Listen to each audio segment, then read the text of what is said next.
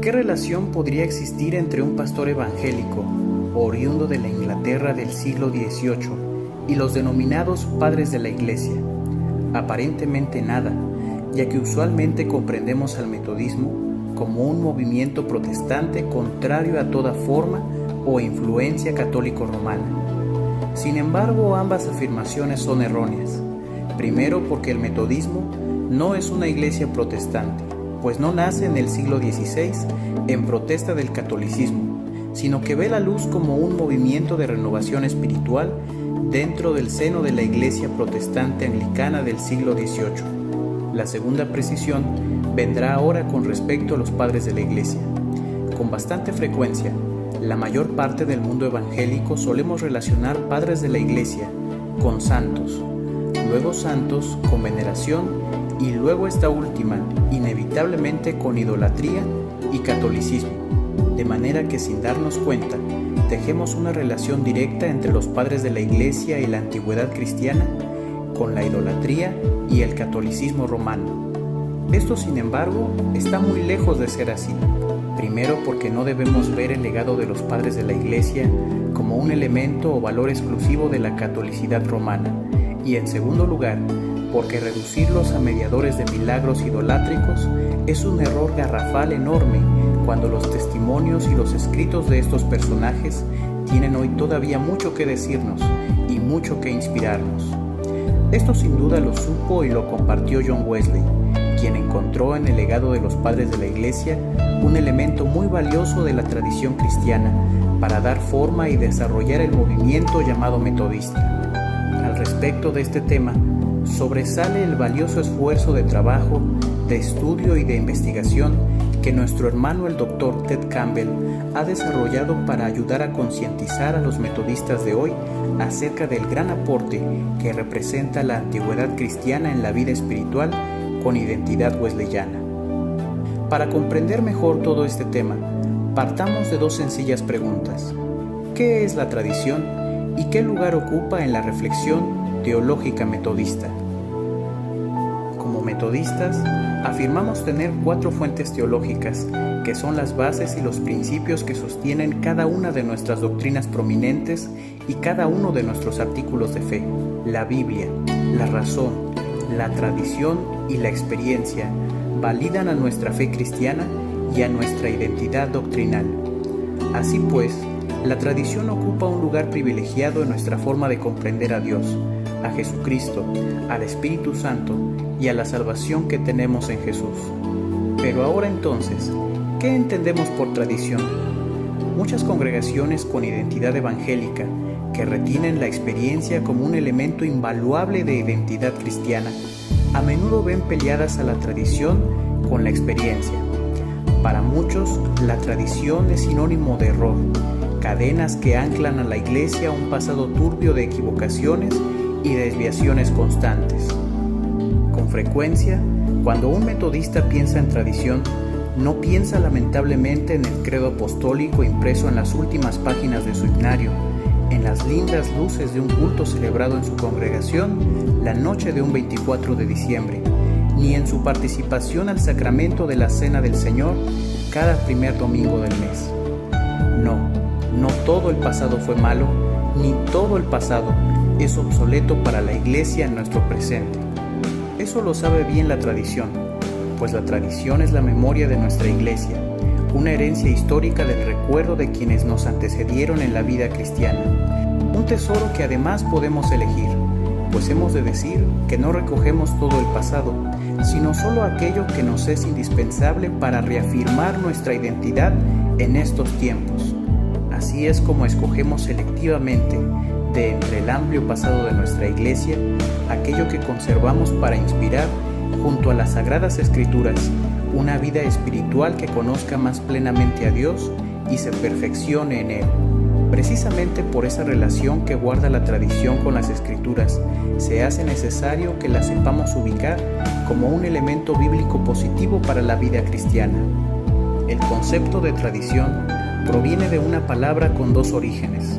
Por un lado, el término latino tradere, que fue muy empleado por la cultura romana, y por otro lado, está el término griego paradosis, que usualmente se emplea en el idioma original de los escritos bíblicos que componen el Nuevo Testamento para designar aquello que es legado o retenido en la iglesia, ya sea que fuera algo negativo o algo positivo. De todos los escritores del Nuevo Testamento, es Pablo quien más emplea esta palabra, aunque también los evangelios la utilizan. Pablo la usa en el paradójicamente tradicional pasaje que todos toman para rechazar la tradición.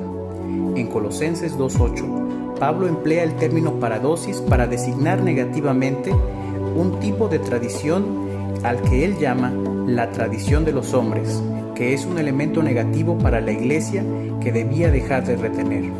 Pero también Pablo usa constantemente esta palabra para referirse positivamente a la tradición cristiana que él comparte y lega a las iglesias de Corinto y Tesalónica.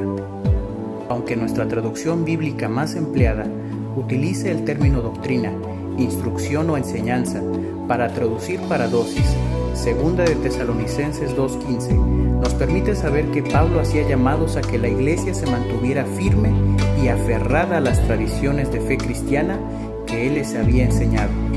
A tal grado Pablo estima la tradición de la fe cristiana que más adelante en el capítulo 3, versículo 6, hace un llamado a la congregación a separar a quien no se mantenga en esta tradición.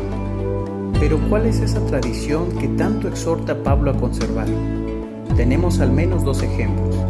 La tradición de fe cristiana más importante para Pablo está legada en los primeros 4 versículos del capítulo 15 de la primera carta a los Corintios, que Cristo fue muerto por nuestros pecados, conforme a las Escrituras, que fue sepultado y que resucitó al tercer día, conforme a las Escrituras.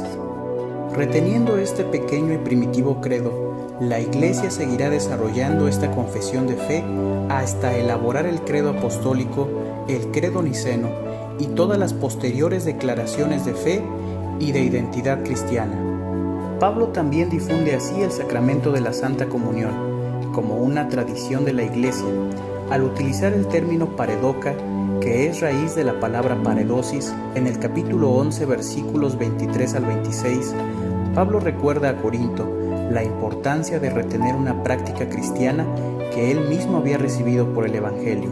Así pues, las Sagradas Escrituras dan muestra de tradiciones cristianas primitivas que se desarrollaron para el mejoramiento de la identidad cristiana.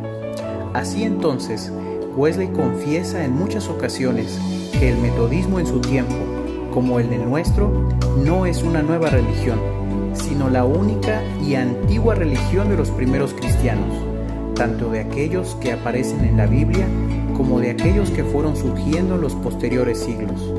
Así también describe al Club Santo, formado en Oxford por él y otros compañeros, un grupo de jóvenes que deseaban ser cristianos bíblicos, tal como la iglesia primitiva interpretaba la Biblia.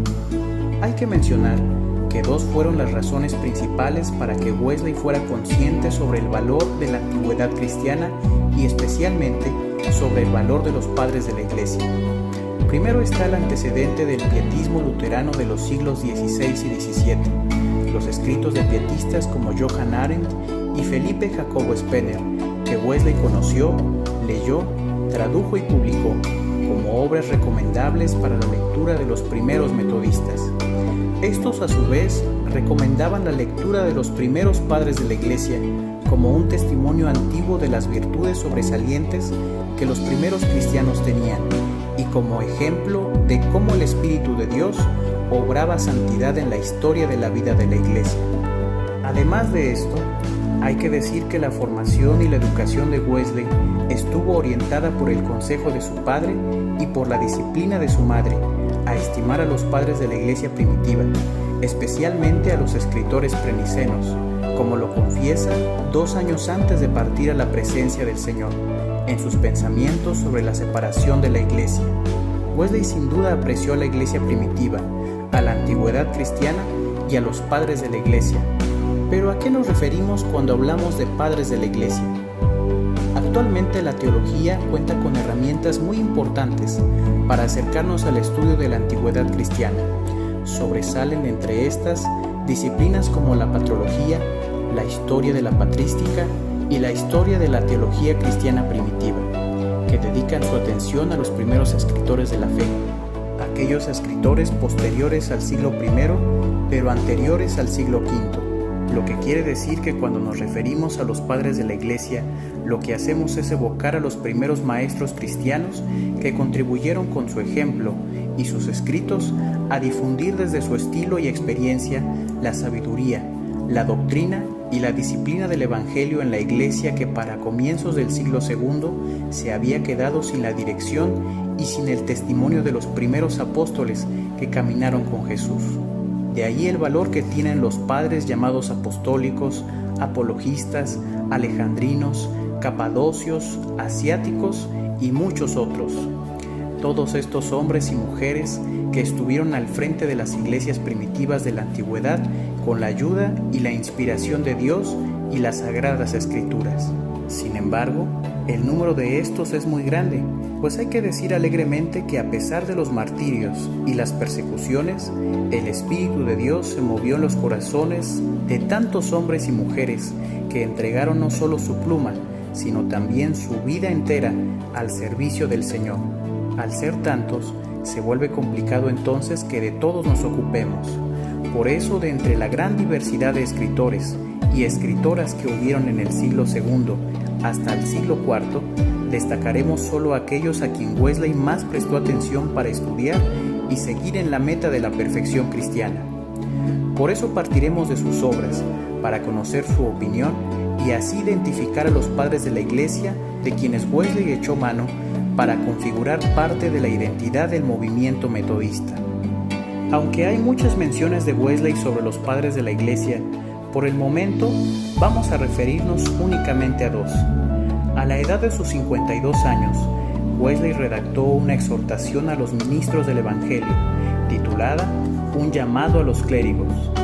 En este escrito, Wesley intenta, entre otras cosas, persuadir de buena fe a los valientes hombres de Dios a buscar complementar y perfeccionar su formación y su vida espiritual con la lectura de los venerables padres de la Iglesia.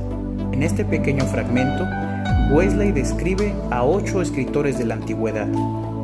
21 años más tarde, un anciano Wesley que se encontraba predicando en City Road con motivo de agradecer a Dios por la oportunidad de poner los cimientos de una nueva capilla, agregó 4 nuevos padres posnicenos a la lista anteriormente dicha.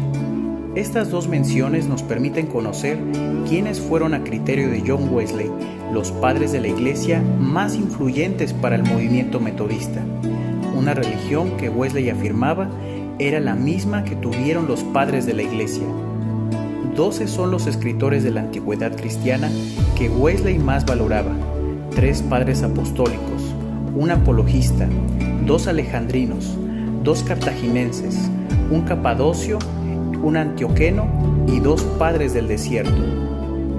Parece que de entre los prolíficos escritores del siglo II, Wesley tuvo una acentuada preferencia por la carta de Clemente Romano a los Corintios, por la carta de Ignacio de Antioquía a los Efesios, por la carta de Policarpo a los Filipenses y por las apologías de Justino.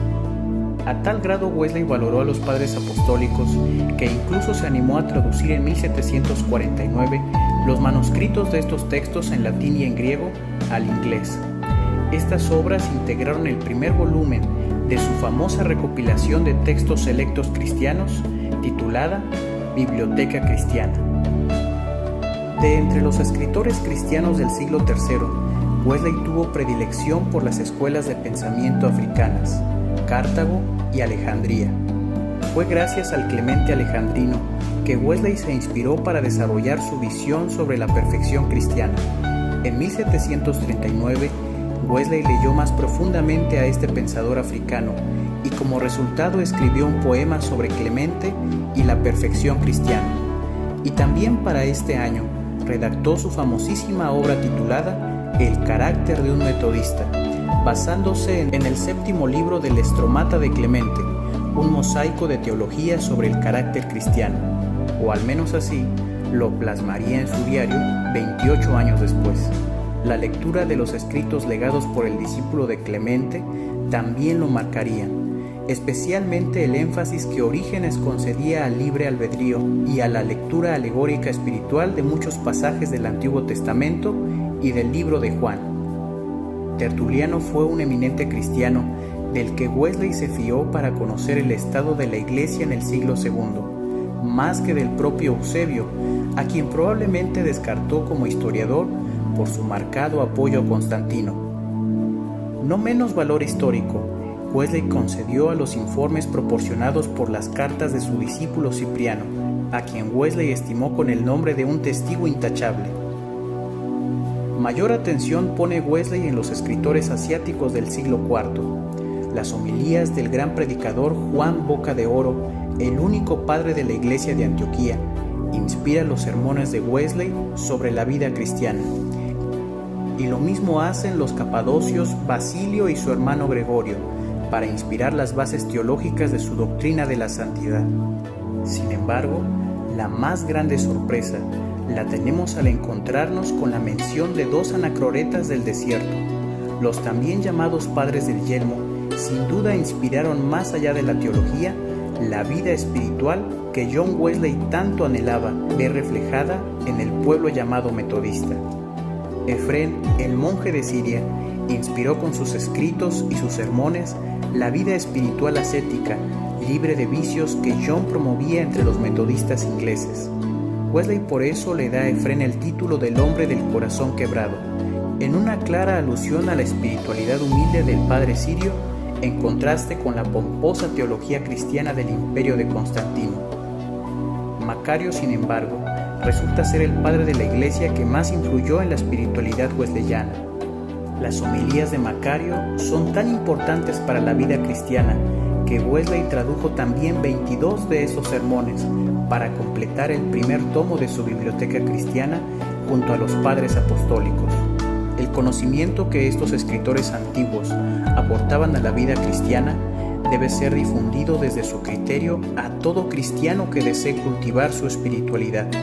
Wesley hace grandes citas de las homilías de Macario en sus sermones. Pero ¿dónde deja Wesley a los padres de la iglesia más populares? ¿Dónde es posible encontrar una mención de los padres de Occidente como Jerónimo y Agustín? Es verdad que Wesley no valoraba tanto la tradición del Occidente cristiano como sí lo hizo con el Oriente cristiano antiguo, pero a pesar de todo, es posible encontrarnos con una pequeña mención de los padres de Occidente. En su discurso a los clérigos, Jerónimo y Agustín, los padres del siglo IV posteriores al concilio niceno, son mencionados apenas como un conocimiento deseable para la formación cristiana. Jerónimo, en el sermón de Wesley titulado La perfección cristiana, apenas aparece como un referente que acredita el comentario de Tertuliano a la carta a los colosenses. Agustín, sin embargo, es más citado en sus sermones, aunque hay que decir que Wesley parece no valorar mucho al obispo de Hipona, en razón a cómo Wesley llegó a valorar su persona en contradicción con sus escritos. Sin duda con esto observamos más acentuadamente lo que Wesley repitió en tantas ocasiones: la cristiandad anterior a Constantino y al concilio de Nicea, así como también la cristiandad que se alejó al desierto para evitar servirle al imperio político de su tiempo, es la gran tradición luminaria de la antigüedad. Un buen ejemplo de esta valoración que Wesley tenía sobre Constantino la hallamos en su sermón titulado Los signos de los tiempos. Para Wesley, el que la iglesia y el imperio se aliaran representaba una de las peores caídas de la cristiandad, el comienzo de la corrupción institucional y la ceguera de la iglesia. El intento de aliar al César y a Cristo no era ni deseable ni posible para predicar el verdadero evangelio. Hasta aquí hemos platicado algunas referencias que encontramos acerca de los padres de la iglesia en los escritos de John Wesley, pero siendo más específicos, ¿qué contribuciones trajeron estos conocimientos a la teología de John Wesley? Dos son nuestras respuestas: su método de interpretación y estudio bíblico, y la inspiración para fomentar prácticas espirituales en el movimiento metodista. Cuando Wesley estudia la Escritura y tiene alguna duda, hace una consulta del comentario que los padres de la Iglesia pueden tener al respecto. pues como lo comentó en su discurso los clérigos, ellos son los más auténticos comentaristas de las Escrituras. Prestemos atención en que Wesley no llegó a dar este título ni siquiera a otros personajes de la Iglesia que influyeron en él, como Tomás de Kempis o reformadores protestantes como Lutero. Sermones como La Perfección Cristiana nos muestran el valor que Wesley obtiene del comentario bíblico de algunos de los padres de la Iglesia. Su sermón sobre la Trinidad también es un gran ejemplo de qué tan bien conoce la antigüedad cristiana. Wesley sospecha en el siglo XVIII que el credo de Atanasio no es en realidad de él, un conocimiento que tardaría unos años en comprobarse históricamente. En ese mismo sermón, Wesley hace incluso un pequeño ejercicio que podríamos interpretar como precrítica textual del texto bíblico, y en ese mismo ejercicio, los padres de la Iglesia ocupan un lugar especial para legitimar su opinión. El conocimiento bíblico de estos personajes le llevan en otro sermón a afirmar que los dones espirituales fueron habituales en la Iglesia hasta el siglo III, y también a determinar los roles ministeriales de la Iglesia en su sermón, los profetas y los sacerdotes. El conocimiento bíblico de los padres de la Iglesia no es, sin embargo, lo más importante para Wesley, sino el modelo de su espiritualidad, una vida santa entregada a Dios en la humildad y en el servicio común. Esta espiritualidad orienta muchas prácticas que Wesley comienza a adoptar en el movimiento, como una atención especial que distingue las diferentes necesidades de hombres y mujeres, la promoción de las fiestas de amor o fracción del pan, los ayunos especiales de la Iglesia primitiva, entre muchas otras prácticas que también valoró como positivas para el pueblo llamado metodista. Wesley fue consciente de cómo las clases y las bandas comenzaron a implementar estas formas y prácticas que la Iglesia primitiva desarrolló, y sin embargo no llegó a atreverse a adoptar las prácticas más extremas de austeridad en el movimiento metodista, pues sin duda equilibró la tradición de la antigüedad cristiana en un juicio que no consideró tomar tales medidas para cultivar una vida santa y una genuina espiritualidad de abandono al Señor. Wesley y los padres de la Iglesia estuvieron profundamente ligados. Sin duda compartieron la meta de agradar a Cristo viviendo una vida al servicio de Dios y a su prójimo. Sin duda hay muchos aspectos más que sin quererlo hemos omitido, pero sin duda algo es seguro: la tradición que ha legado los padres de la Iglesia al movimiento metodista no puede ni debe quedar limitada al siglo XVIII. Si nos despojamos de la falsa idea de ver peleadas a la experiencia y a la tradición, recuperaremos sin duda un legado que también es nuestro, no una pesada carga que nos imposibilite de hacer cosas nuevas, sino un testimonio milenario que inspirará y refrescará nuestra mentalidad, nuestra espiritualidad y nuestra Iglesia.